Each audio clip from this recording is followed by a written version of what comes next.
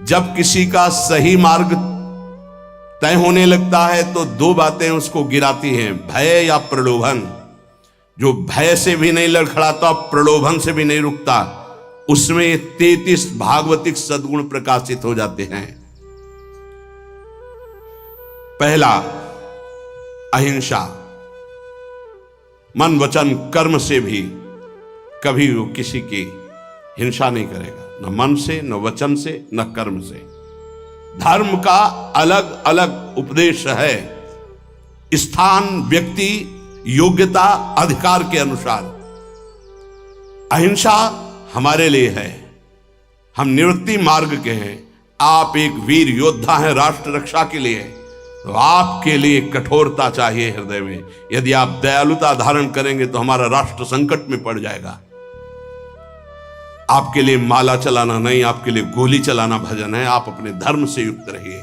अर्जुन जी कह रहे मैं सन्यास लेकर भिक्षा मांगकर खा लूंगा, युद्ध नहीं करूंगा। भगवान कह रहे गलत, परधर्मो भयावहा, स्वधर्म का पालन कर, इस समय नहीं भय को प्राप्त हो जाएगा। ये परमार्थ के पथ पर जो भगवत प्राप्ति के मार्ग में चला है, जिसको भगवान ने ये मार्ग दिया है, उसके लिए पहला सद्गुण अहिंसा। मन से, वचन से, कर्म से किसी की हिंसा नहीं करना। हिंसा और अहिंसा का निर्णय स्थान, अवसर, धर्म की स्थिति के अनुसार दिया जाता है, ना कि सार्वभौम। सार्वभौम अहिंसा का सिद्धांत नहीं चलेगा। हमारे धर्म का नाश करने आ रहा, हम अहिंसा व्रत लेकर बैठे, हमारी मर्यादा, हमारे राष्ट्र, हमारे धर्म का नाश करने जा रहा है, तो इस समय हिंसा ही अहिंसा से बढ़कर के भी है, ये समझना होगा। इसलिए बहुत विवेक परमार्थ में चाहिए। जो निवृत्ति परक साधक हैं, उनके हृदय में अहिंसा धर्म का प्रादुर्भाव होता है, और अहिंसा धर्म भी अपना रूप अलग धारण करता है। जैसे वेन राजा ने भगवान के विरुद्ध आचरणों की स्थापना करनी चाहिए, तो संतों ने जो अहिंसा व्रत के परम पुजारी, उन्होंने उसकी हिंसा कर दी, क्योंकि उस समय हिंसा ही सबसे बड़ा धर्म है। और उसके शरीर से फिर मत कर भगवान पृथु को प्रकट किया। ये बड़ा सूक्ष्म विषय, धर्म बड़ा सूक्ष्म विषय है। दूसरा, सत्य। मन से जो सोचा गया, वाणी से वही बोला गया, आचरण में वही किया गया, उसे सत्यवादी कहते हैं। सत्य वचन में जरूर होना चाहिए। तीसरा, आस्तेय, चोरी ना करना, कभी भी किसी की चोरी ना करना, ये भगवान के भक्त में आ जाता है। चौथा, ब्रह्मचर्य। अगर गृहस्थ है तो संयम के अनुसार ब्रह्मचर्य, एक नियत समय के अनुसार ब्रह्मचर्य।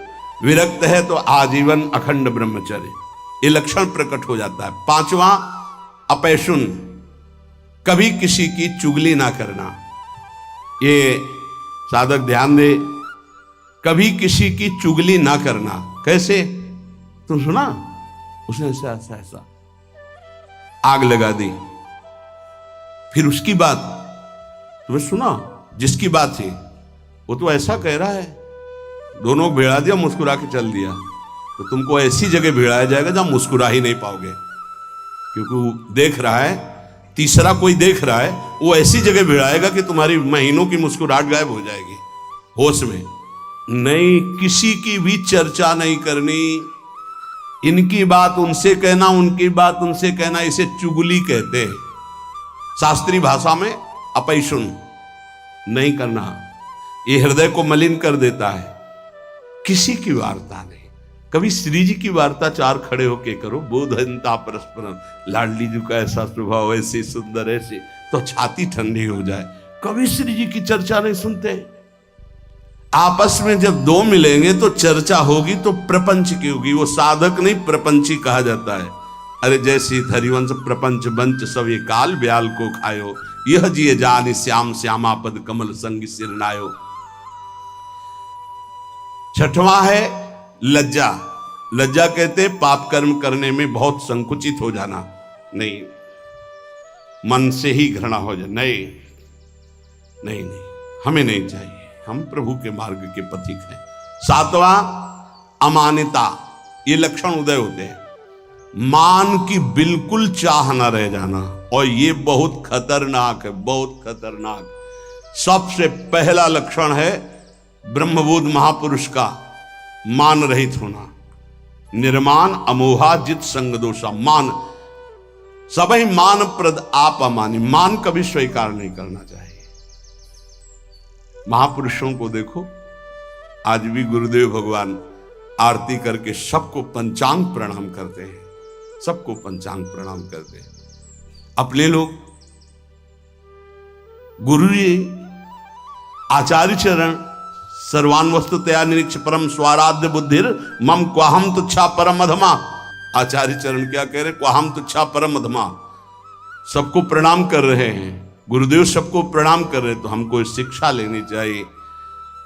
अमानी ना मान देना, सब ही मान प्रद आप अमानी।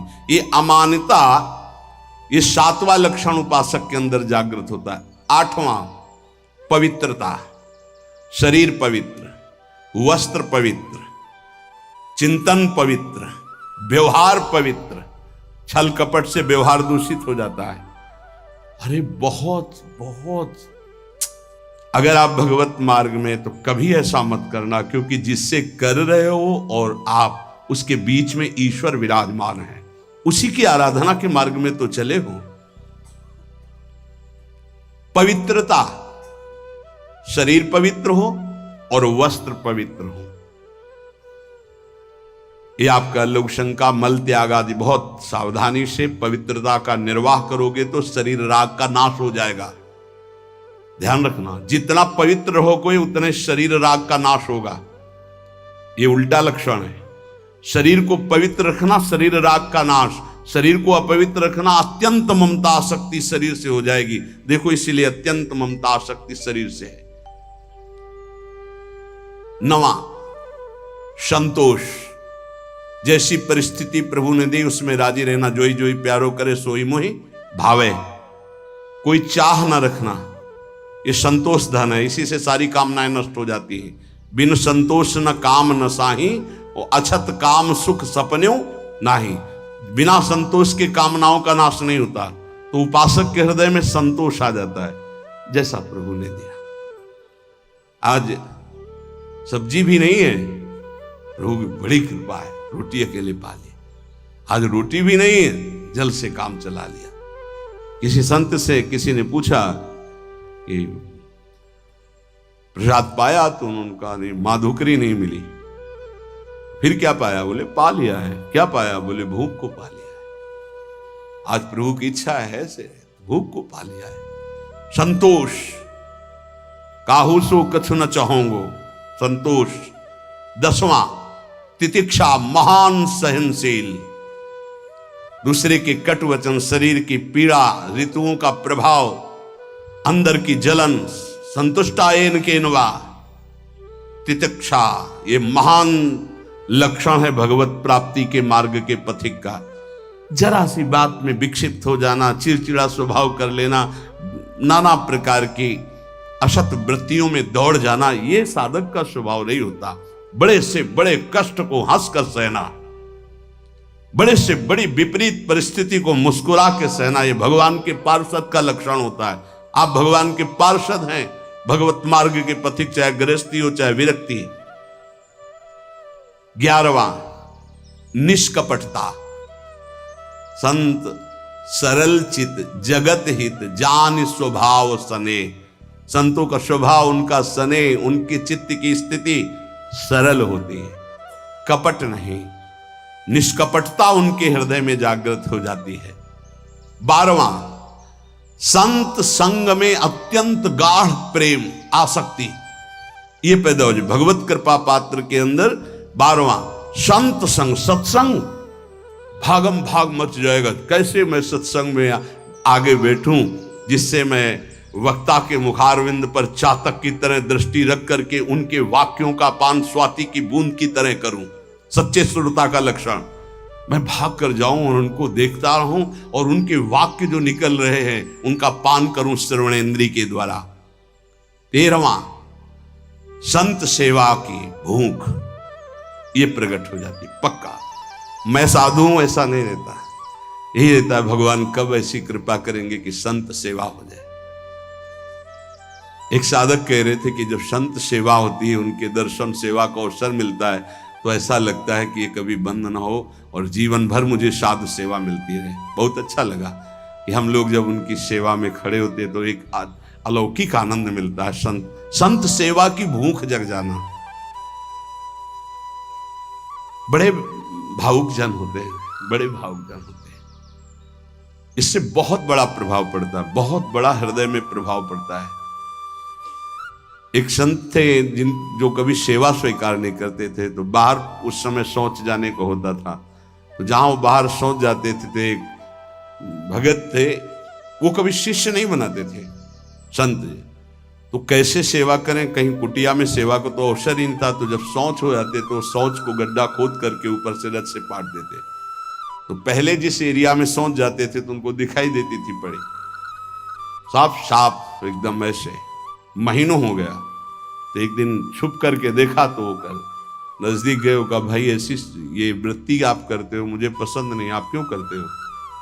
उनका भगवान मुझे लगा था कि संत सेवा करना चाहिए, आप प्रगट में कोई वही उन्हीं को शिष्य बनाया और अपनी सारी आंतरिक धरोहर उनको सेवा से बहुत, पर सेवा ऐसी छुप कर या कोई जान न पावे या उसको जनाने की चेष्टा ना हो, उससे मान सम्मान प्रियता प्राप्त करने की इच्छा ना हो, ये सेवा का भाव बड़ी कृपा से प्राप्त होता है। संदीपनी जी अपने गुरु जी की सेवा के प्रताप से ही जगत गुरु भगवान श्री कृष्ण के गुरु बनने का पद प्राप्त किया। सेवा में बड़ी सामर्थ्य है। स्वयं रघुनाथ जी गुरु सेवा संत सेवा के इतने इच्छुक कि विश्वामित्र जी की आज्ञा में रहे, उनके साथ साथ रहे, उनके चरण दबाए, उनके जिनकी आज्ञा का पालन समस्त वैदिक ब्रह्म ऋषि सिद्धांत पूर्वक करते हैं, वो प्रभु आज्ञा पालन कर रहे हैं विश्वामित्र जी की, हर कदम पर आज्ञा लेकर जा रहे हैं। 14वां तप कहते हैं मन में आए हुए विकारों को सह जाना, उसके अनुसार भोग क्रिया न करना, वो जो ताप होता है उसे सह जाना तप कहते हैं। अपने परमार्थ मार्ग में चलने में जो कष्ट मिलता है उसको हंस के सह जाना, उसे तप कहते हैं। जैसे किसी को भी नींद ना आती हो तो इस समय आराम से आ जाएगी घर में आराम से, लेकिन आप नींद का त्याग करके तो प्रणाम करते हैं। कहते हैं कलयुग चल रहा है, प्रणाम करते 10-10 20-20 हजार लोग मार्ग में, अगर हम वहां से 2:15 बजे निकलते हैं तो वो कै बजे से लगे होंगे, कै बजे खड़े रहे होंगे, कहां से आए होंगे, और किसी के चेहरे में कोई निराशा नहीं, नाचते हुए उत्साहित होते। मुझे तो सतयुग दिखाई दे रहा है, सब राधा राधा राधा राधा राधा। कहां उनकी नींद है, कहां उनकी सुविधाएं, छोटे छोटे गोद में बच्चे लिए धक्का खाते हुए खड़े हुए। बलियारी उनको प्रणाम है, क्या देखने के लिए खड़े हैं? क्या मिल जाता है उनको? ना एक चाय मिलती, ना एक लड्डू मिलता है, ना उनको ऐसे भी तो नहीं होता कि, और ऐसे है भी क्या, आया क्या कुछ तुम्हारे पास है? ऐसे कुछ आया क्या? कुछ नहीं, कुछ नहीं, नहीं तो हम कर तो रहे नहीं, लोग ऐसे नहीं। अगर कुछ आया हो तो बताओ, कुछ नहीं आया। राधा राधा राधा आया, बोलो या ना बोलो, राधा राधा राधा कान में आया, श्रवण में सुना, तुम्हारा मंगल हो गया। कैसे भगवान की कृपा पात्र जन हैं। अपने तो संत नहीं है, संतों की चरण धूल के आश्रित हैं। वो केवल संत दर्शन मात्र के लिए दूर दूर से गाड़ियों से आकर के रोड में खड़े। आप सच्ची मानिए, जब दृश्य देखिए वहां पार्क उधर से जब मुड़ते हैं तो दोना पत्तल कीचड़ जहां कूड़ा है वहां वो खड़े हैं, तो उनके चरणों में मन प्रणाम करता है कि उनको ये नहीं कि मैं कीचड़ में घुसा खड़ा हूं या ये अशुद्ध दोने पत्तल उनके ऊपर खड़ा हूं, बस कहीं से भी दर्शन हो जाए मैं खड़ा हूं। प्रणाम है। तप, अपने धर्म के पालन में जो कष्ट मिलता है उसको सहना। अपने धर्म के पालन में जो कष्ट है उससे, जैसे आप संयम से चल रहे तो काम वेदना जागृत हो रही, कोई आपको कटु वचन कह रहा तो क्रोध वेदना आ रही, आप अपने परिवार के मोह का पोषण नहीं कर रहे तो मोह जला रहा है, आपके पास अर्थव्यवस्था नहीं तो लोभ आपको सता रहा है, कई तरह की ऐसी वेदनाएं ताप हैं, पर साधक उधर ध्यान न देते हुए वो भगवान की तरफ बढ़ता, उसे ही तपस्वी कहते हैं, भारी तपस्या इसे कहते हैं। 15वां स्वाध्याय, अपनी वाणी जी का गायन और शास्त्र सिद्धांतों का स्वाध्याय। ये अगर आप नहीं भी करते हैं तो सुनने को मिल रहा है आप सबको, स्वाध्याय करने की रुचि बढ़ जाती है। देखो, जिनका हृदय अपवित्र है, जब वाणी जी होगी यहां बैठेंगे नहीं, यहां नहीं बैठेंगे, आपको बाहर मिलेंगे, क्योंकि मन बर्दाश्त नहीं कर पा रहा वाणी जी के श्रवण में। और जिनका मन निर्मल है, शांत वाणी जी में दृष्टि, उधर गायन हो रहा, कान में पड़ रही, अहो भाग्य, बैठे रहो, ये बंद करो, जो उद्दंडता है मन की बंद करो। सम दम, सम इंद्रियों को बहिर्मुख होने से बचाओ और अंतर्मुख रखो। दम मन का निग्रह करो, मन जो भोगों की तरफ जा रहा है उसे प्रभु की तरफ लगाओ, बार बार हटाकर भोगों से प्रभु की तरफ लगाना मनोनिग्रह, और इंद्रियों को विषयों से हटा करके बार बार प्रभु की तरफ लगाना इंद्रिय निग्रह। शम दम, दान विनय, ये 17वां दान। अगर आपके पास 100 रुपए हैं, किसी को बीमार देख रहे हो, कष्ट में देख रहे हो, या साधु सेवा या गौ सेवा जो हमारे धर्म के स्तंभ हैं, अगर 1 रुपए भी दे देते हो धर्म की कमाई का, तो बहुत बड़ा वो दान है। बेईमानी करके आप 1 लाख देते हो, उसका कोई महत्व नहीं है, क्योंकि वो बेईमानी करने जिसके पास जाएगा उसकी बुद्धि को भ्रष्ट करेगा। धर्म के द्वारा कमाया हुआ यदि 1 रोटी भी दे देते हो तो वो दान माना जाता है।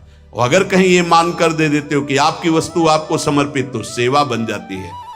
विनय, आपका व्यवहार विनय पूर्वक होना चाहिए। सबहि मान प्रद आप अमानी, विनय इसी में आएगा। हंस बोले बहुमान दे, तरुषम सहनशीलता होए, परम उदार कहे सब कोई, सोच न मन कबहू करे, कब जब वृत्ति भगवदाकार हो जाए तब। नहीं, पहले प्रवचन में कहा है कि नारियल जैसा स्वभाव होना चाहिए, ऊपर से जटिल और कठोर और अंदर से मृदु। अगर ऊपर से मृदु रखोगे तो घायल हो जाओगे, तुम्हारी सामर्थ्य नहीं कि माया के आक्रमण को सह पाओ। एक बार जो तुम्हारी तरफ देखे, दोबारा प्रियता भरी नजर से ना तुम देखो ना वो देखे, जब तक भगवत साक्षात्कार।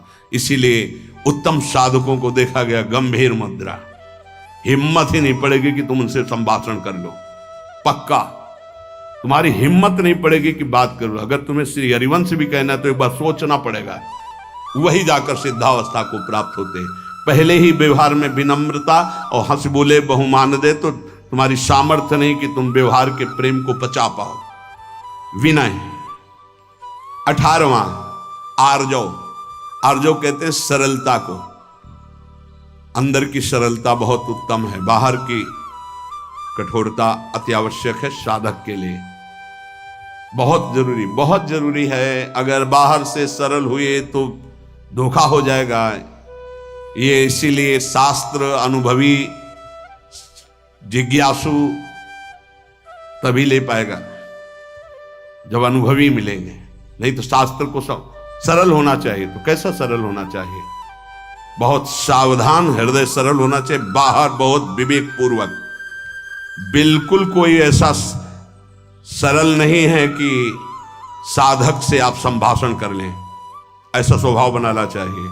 सरल हृदय, संत सरल चित्त।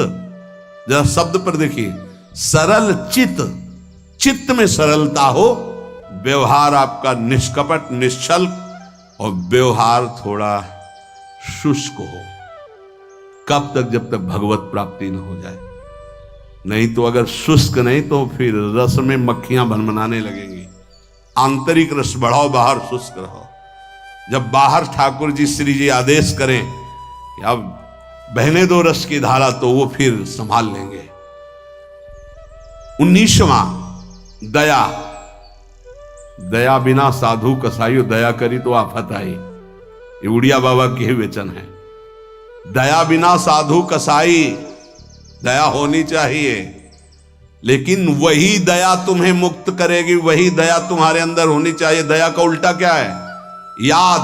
भगवान की याद भुला दे ऐसी दया कभी मत करना, जैसा भरत जी ने किया। भरत जी ने दया किया, वो ममता साथ में जोड़ दी, भगवान का भजन छूट गया, अगला जन्म हिरण का बने, तब भजन शुरू हुआ। दया करनी है,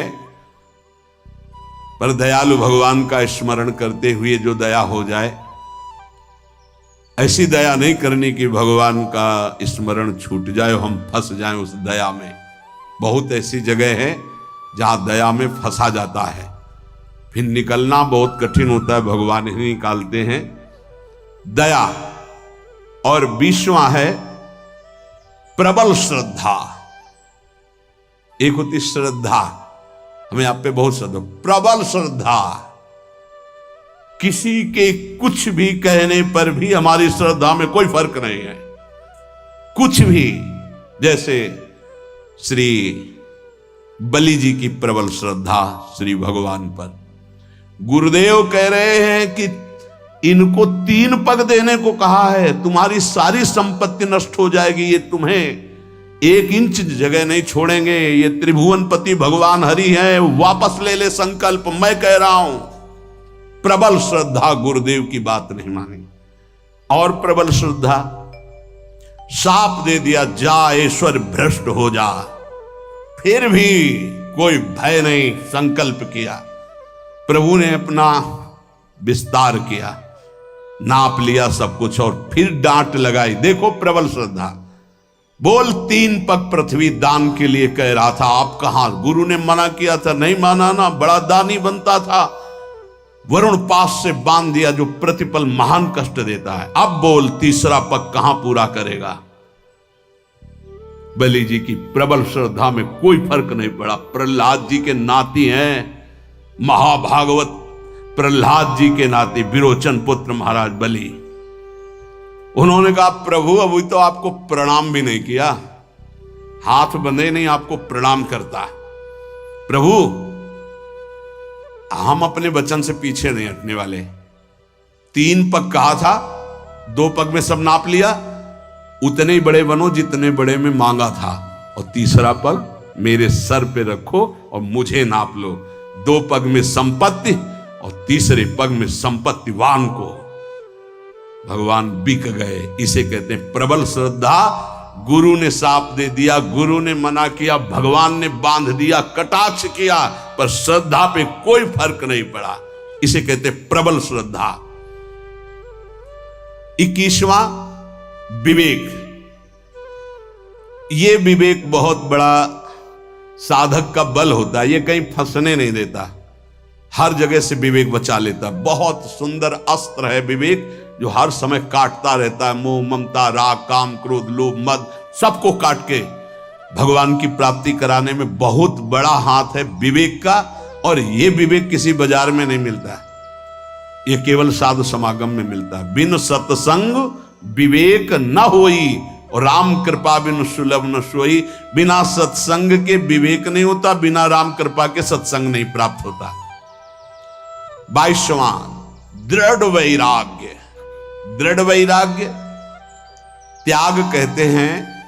भोग सामग्री की भोगने की इच्छा है, पर भोगूंगा नहीं क्योंकि भगवत प्राप्ति करनी है, इसे त्याग कहते हैं। भोग सामग्री की भोगने की इच्छा का ही नाश हो गया है। भोग सामग्री आसपास है लेकिन नहीं, इच्छा ही नहीं है, उसका नाम वैराग्य है। दृढ़ वैराग्य, यहां से लेके ब्रह्मलोक तक के किसी भी भोग की सामर्थ्य नहीं कि उस उपासक के मन को ललचा दे, चलायमान कर दे, उसे दृढ़ वैराग्य कहते हैं। ये जागृत हो जाता है। 23वां एकांत सेवन की रुचि, अंतर्मुख। एकांत सेवन की रुचि, अंतर्मुख। बाहर के लिए कमरे की बात नहीं है, यहां कमरे में भी बैठकर आप एकांत नहीं रहेंगे यदि अंतर्मुख नहीं है। विषय चिंतन कर रहे हैं तो आप बाहर ही हैं, एकांत नहीं। एकांत अपने इष्ट के चिंतन में निरंतर लगे रहना। 24वां किसी भी तरह का कोई भी परिग्रह न रखना अपने लिए, कोई भी परिग्रह अपने लिए नहीं रखना। जिसने आज दिया है वही कल देगा। जो पूरे विश्व का भरण पोषण करता है वो इस शरीर का भी भरण पोषण करेगा। चिंता क्या करनी है? हम अपने कर्तव्य का पालन करते हैं, चिंता नहीं। हम प्रभु की आज्ञा में अपने जीवन को समर्पित करते हैं, भोगों की संग्रह में नहीं। अपरिग्रह, अपरिग्रह दो प्रकार का होता है, एक बाहर से लिया हुआ दान और एक अंदर चिंतन। ना हमें भोगों के, अगर आज जो है ये खाने को मिल जाता, अगर ऐसा वस्त्र मिल जाता, ऐसा ऐसा, ना अंदर से चिंतन और बाहर से प्राप्त होने पर जितना हमारे शरीर का भरण पोषण इसके अलावा नहीं, हमें नहीं चाहिए। अगर वो उस पर महत्व बुद्धि है तो परिग्रह, परिग्रह है तो भगवान के अनुराग में बाधक है। अपरिग्रह, बाहर और आंतरिक दोनों जगह से आशा शून्य हो जाना। आशा ही परमम दुखम नैराश्यम परमम सुखम अपरिग्रही का लक्षण है। बिना आशा के जो भोग प्राप्त हुआ है उसमें भी पहले विवेक के द्वारा देखना है कि धर्मयुक्त है कि नहीं, फिर विवेक के द्वारा निर्णय करना है साधना में सहयोगी है कि नहीं, फिर कितनी आवश्यकता है उतना उपभोग करना। 25वां समाधान, कई बार कहा है सत्संग में कि साध्य और साधन के विषय में साधक का समाधान हो जाना चाहिए। आपको पता है आपका साधन क्या है, आपको पता है आपके साध्य कौन है, बस साध्य निश्चित किए श्यामा श्याम, साधन उनके गुरुदेव के द्वारा जो दिया हुआ उपासना का मार्ग है, बस उसी पर। अब साध्य साधन के विषय में कोई प्रश्न नहीं, कोई संशय नहीं। चित्त का भगवदाकार हो जाना, अपने आराध्य देव में समर्पित हो जाना ही वास्तविक समाधान कहा जाता है। अब इस इष्ट के विषय में या साधन के विषय में कोई शंका नहीं, उसे समाधान कहते हैं। 26वां उपरति, वैराग्य के ऊपर का हिस्सा है। वैराग्य में तो भोग सामग्री है पर भोगने की इच्छा नहीं है। उपरति में भोग सामग्री है ऐसा बोध भी नहीं रहता, एकमात्र केवल परमात्मा बुद्धि, ये उपरति जागृत हो जाती है।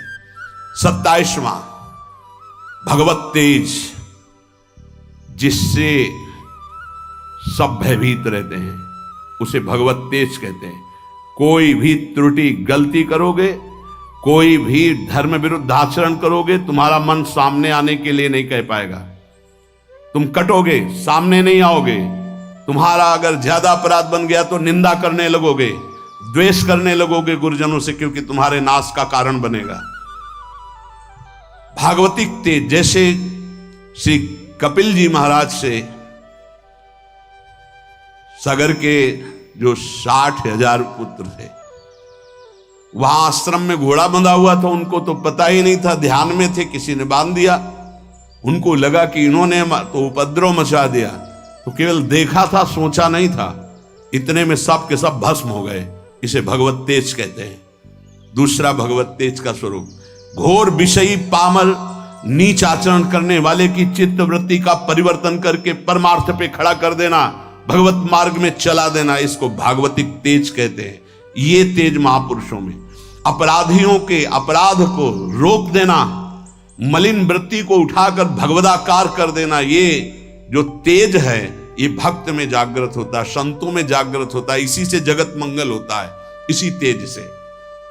जैसे किसी एक वैज्ञानिक ने कल, डॉक्टर कैंसर के और विज्ञान संपन्न थे, उन्होंने कहा मेरा विज्ञान आपकी इस प्रवचन में एक बात जो आई उसको स्वीकार नहीं करता कि किसी संत ने थूक दिया तो कैंसर ठीक हो गया।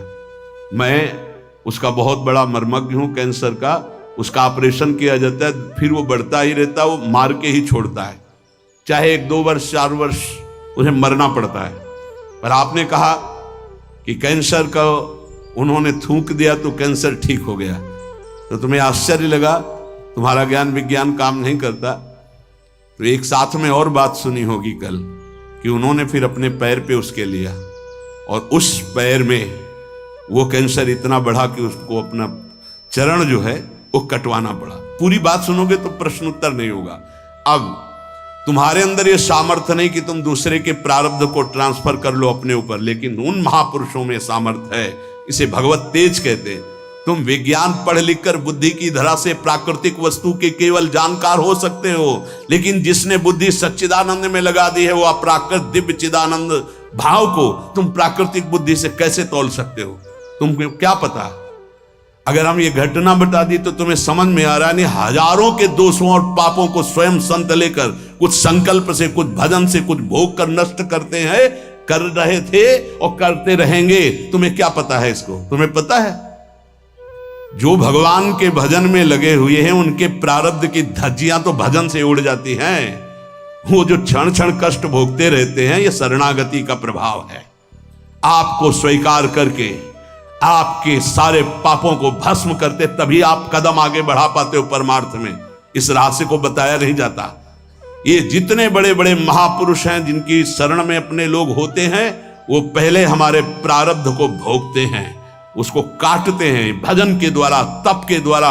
जो प्रबल होते हैं उनको शरीर में भोग करके। ये विज्ञान क्या जान पाएगा इस विषय को? आज भी करह में पत्थर पूज रहा जिसमें बाबा रामदास जी बैठकर भजन करते थे। कैसे तुम संतों की विज्ञान जान पाएगा, संतों की महिमा? क्योंकि जितनी तुम बुद्धि लगा रहे हो वो सब प्राकृतिक ब्रह्मा के द्वारा रची हुई है। और जहां ब्रह्मा की भी बुद्धि काम नहीं करती है, जैसे भगवान बाल रूप जब थे तो सखा भी बने और बछड़ा भी बने, उन भगवान में जिनकी बुद्धि लगी उनको कैसे जाना जा सकता है? कोई आश्चर्य नहीं है। संत जन भगवान के विधान में अपने मन को रखते हैं। नहीं तो हम आपको सच्ची बताएं, विश्व में उनके जो हृदय की बात है तो ना कोई रोगी हो ना कोई माया में फंसे। भाई जी हनुमान प्रसाद पोद्दार जी से कहा आप भगवत साक्षात्कार करा सकते हैं, उनका पक्का। लेकिन प्रभु का ऐसा विधान नहीं, हम सच्ची कहते हैं, किसी से नहीं कहते कि भजन करो, हम सबको राधा कृष्ण के दर्शन करा देते हैं। पर मालिक का विधान नहीं है, क्योंकि मालिक जैसा खेलना चाहता है जमूरा वैसे ही उसके साथ खेलेगा। हम उनके दास हैं। प्रहलाद जी ने स्पष्ट देख लो, नरसिंह भगवान से कहा मुझे आपकी कृपा है पर्याप्त, मुझे नहीं चाहिए अब कोई वरदान। आपके चरणामृत और नाम जप आपकी कथा से हमारा सब हो जाएगा। हम इनके लिए रो रहे हैं जो माया में फंसे इनको। तो भगवान ने बुला के लाओ किसी को जो बैकुंठ चलना चाहता हो। ये कोई नहीं तैयार हुआ बैकुंठ में, कोई नहीं तैयार हुआ। सच्ची मानो संत जो भगवत प्राप्त महापुरुष हैं अभी भगवत साक्षात्कार करा दे, पर आपके अंदर चाह नहीं है, आप माया में आ सकते। एक सूकरी मिली, सूकरी से कहा कि तू यहां कितना कष्ट सह रही, चल बैकुंठ। बोले चल तो तू बैकुंठ, लेकिन यहां जो विष्ठा मिलता बैकुंठ में मिलेगा? बोले नहीं वहां नहीं मिलेगा। बोले नहीं जाना बैकुंठ। हमारी आसक्ति विष्ठा तुल्य भोगों में इतनी हो चुकी कि हम बैकुंठ को भी तिरस्कृत कर रहे हैं। देख लो, ये जीवन भगवान की प्राप्ति के लिए मिला है। संतों की सामर्थ्य में संशय नहीं है, हम उनके सामर्थ्य का सदुपयोग करना नहीं जानते। अगर करुणा में संतों की आज्ञा पे केवल चल दो तो परम पद प्राप्त हो जाए, प्रिया प्रीतम प्राप्त हो जाए। ये उनमें तेज जागृत होता है। 28वां क्षमा, बड़े से बड़े अपराधी को क्षमा कर देना, ये संत स्वभाव में। 29वां महान धैर्यशाली। 30वां अद्रोह, किसी से कभी भी कहीं भी दुश्मनी नहीं उनकी होती, कहीं भी द्रोह नहीं होता। बड़े बड़े संतों से द्रोह की लीलाएं इस जगत ने की है। वो अपने आप को कष्ट लेकर के सह गए, लेकिन किसी को कष्ट नहीं दिया। पक्का भारी से भारी जीवन में देखा गया संतों के द्रोह करने वाले भी भगवान के बल से बलवान हो जाते हैं और द्रोह करते। अरे यहां तक कि अंतिम लीला तक प्रहार की लीलाएं हुई, जैसे पूज्य पादुड़िया अंतिम लीला करके दिखा दिया। जिस सर पर सैकड़ों बार अभिषेक हुआ, चंदन तुलसी पत्र आदि चढ़ते रहे, उन्हीं पर गड़ासा चला तो भी ओम और भगवत प्राप्त। अद्रोह। और 31वां अभय, भक्त में कभी भय नहीं रहता। जब तक पापाचरण करोगे तब तक निर्भय नहीं हो सकते, कोई भी हो, कहीं भी हो, कैसा भी हो। भक्त में अभय स्थिति जागृत हो जाती है। और 32वां है किंचन मात्र अहंकार नहीं रह जाता, अहंकार भगवत स्वरूप हो जाता है। और 33वां परम शांति को प्राप्त हो जाता है। ये सही ढंग से मार्ग में चलने वाले उपासक के अंदर 33 सद्गुण जागृत हो जाते हैं, जो साक्षात भगवान से अंश मात्र में उतरते हैं भक्त पर। अहिंसा, सत्य, अस्तेय, ब्रह्मचर्य, अपैशुन, लज्जा, अमानिता, शौच, संतोष, तितिक्षा, निष्कपटता, सत्संग, साधु प्रेम, साधु सेवा और तपस्या, स्वाध्याय, सम, दम, विनय, आर्जव, दया, श्रद्धा, विवेक, वैराग्य, एकांत सेवन, अपरिग्रह, समाधान, उपरति, तेज, क्षमा, धैर्य, अद्रोह, अभय, निरहंकारता और शांति, ये सद्गुण जो भगवान में विराजते हैं वो अंश रूप से भक्त में आ जाते हैं। हमें चाहिए मन वचन कर्म से इस बार हम निकले इस माया दलदल से, अपनी दैन्यता जो भोगों की बनाए हुए हैं, जो अपने में हीन भाव, हम गृहस्थ हैं, हम विषयी हैं, हम पापी हैं, अरे कुछ नहीं, हम भगवान के हैं। 100 बार हार करके भी अगली छलांग भगवान की तरफ मारेंगे और हम निकलेंगे इस प्रपंच से। कोई भी घबराने की जरूरत नहीं। गलतियां सबसे होती जो इस भूमि में पैदा होता है। भूमि परत भा ढाबर पानी, तिम जीवै माया लपटानी। नहीं, पीछे नहीं हटना, निराश नहीं होना, उदास नहीं होना, हर कदम राधा राधा राधा आगे बढ़ाना है और हमें इसी जन्म में भगवत प्राप्ति करनी। शेष चर्चा आगे। श्री राधा वल्लभ लाल।